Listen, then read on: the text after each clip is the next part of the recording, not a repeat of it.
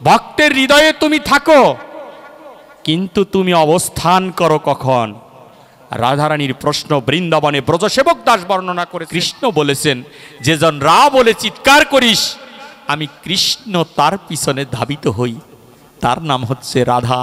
আর যেজন রা বলবি ভক্তি ভরে, আমি কৃষ্ণ তার পিছনে ধাবিত হব, তাই তো তাকে রাধা বলে জানি আমরা। কৃষ্ণকে মন্থন করলে, মন্থন করতে করতে করতে করতে, কালকে উদাহরণ দিয়েছিলাম যে দুধকে মন্থন করলে দই হয়, দইকে মন্থন করলে ননি হয়, ননিকে মন্থন করলে ছানা হয়, এমনি করে এক একটা আকার ধারণ করে, কিন্তু প্রকৃত বস্তুটা হচ্ছে দুধ, গাভীর দুগ্ধ। তদ্রূপ কৃষ্ণকে মন্থন করতে করতে করতে করতে যদি মন্থনের শেষ অমৃত প্রসাদ বেরিয়ে আসে, তার নাম হচ্ছে রাধা। সেই রাধা হচ্ছে অমৃতময়। জয় রাধে, প্রেম সে বলি রাধে রাধে।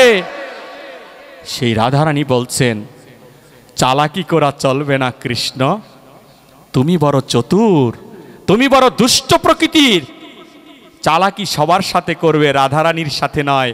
বলেছে তুমি হৃদয়ের মাঝে থাকো, ভক্তের হৃদয়ে তুমি থাকো, কিন্তু তুমি অবস্থান করো কখন? রাধারানীর প্রশ্ন বৃন্দাবনে ব্রজসেবক দাস বর্ণনা করেছেন, তুমি কখন অবস্থান করো? তোমার এই ভক্তের হৃদয়ে মাঝে তুমি হৃদয়ে থাকো। আমি আমার বাড়িতে থাকি বা আমি নারায়ণগঞ্জে থাকি, আমি যদি আমাকে জিজ্ঞেস করেন আপনি কোথায় থাকেন, আমি বলবো আমি নারায়ণগঞ্জে থাকি। তাহলে আপনি যদি জিজ্ঞেস করেন আপনি নারায়ণগঞ্জে অবস্থান করেন কখন, তখন তো আমি বলবো এই সময় আমি অবস্থান করি, এখন কি আমি নারায়ণগঞ্জে আসি? তদ্রূপ এই চালাকিটাকে রাধারানী প্রকাশ করেছেন ব্রজসেবক দাসের মাধ্যমে।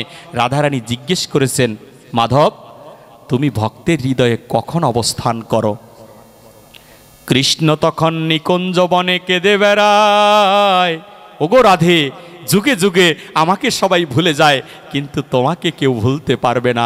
তুমি যে জিনিস দান করলে ভক্তদেরকে, কেউ তোমাকে ভুলতে পারবে না। যেহেতু প্রশ্ন করেছো, তাহলে শুনে যাও আমি কখন অবস্থান করেছি। বলেছে কখন তুমি অবস্থান করো? বলেছে যখন হরি কথা কৃষ্ণ কথা হয়, যখন হরিনাম সংকীর্তন হয়, ওরে অমনি সভা মাঝে কৃষ্ণ কথা আর কৃষ্ণ ভক্তের কথা শ্রবণ করে ভক্তরা। ভক্তরা যখন ওই কৃষ্ণ কথা হরি কথা শ্রবণ করে, শ্রবণ করতে করতে যখন ভক্ত জলে বর্ষিত হয়ে যায়, অমনি সময় তুমি দেখবে জীবের প্রত্যেকটা জীবের বক্ষ মাঝে আমি দুটি গর্ত রেখেছি, প্রত্যেকটা জীবের এই বক্ষ মাঝে একটি গর্ত রয়েছে দেখবেন। বলেছে হ্যাঁ প্রভু, গর্ত রয়েছে। এই গর্ত রয়েছে যেখানে, সেখানে তুমি একটা জীব যখন এই হরিনাম কীর্তন করতে করতে, হরি কথা কৃষ্ণ কথা শ্রবণ করতে করতে নিজেকে যখন ধরে রাখতে পারবে না, তখন বৈষ্ণব কি করবে? একটা বৈষ্ণব আরেকটা বৈষ্ণবকে ধরে আলিঙ্গন করবে। যখন আলিঙ্গন করবে, ওই দুইটা খোঁজ জায়গা যখন একত্রিত হবে, তখন আমি গ্যাপ জায়গাটার মধ্যে আমি কৃষ্ণ অবস্থান করে তখন দলিত হয়ে থাকি। আমি ভক্তের হৃদয় মাঝে তখনই বিরাজ করি যখন একটা ভক্ত আরেকটা ভক্তের সাথে আলিঙ্গন করে। আলিঙ্গন করতে গেলে দুইটা গ্যাপ যখন একত্রিত হয়, তখন বড় একটা গ্যাপে পরিণত হয়। সেই গ্যাপের মধ্যে আমি তখন পরমাত্মা আবির্ভূত হয়ে তখন ওই দুই বৈষ্ণবের হৃদয়ে মাঝে আমি তখনই বিরাজ করে থাকি শ্রীমতী রাধারানী।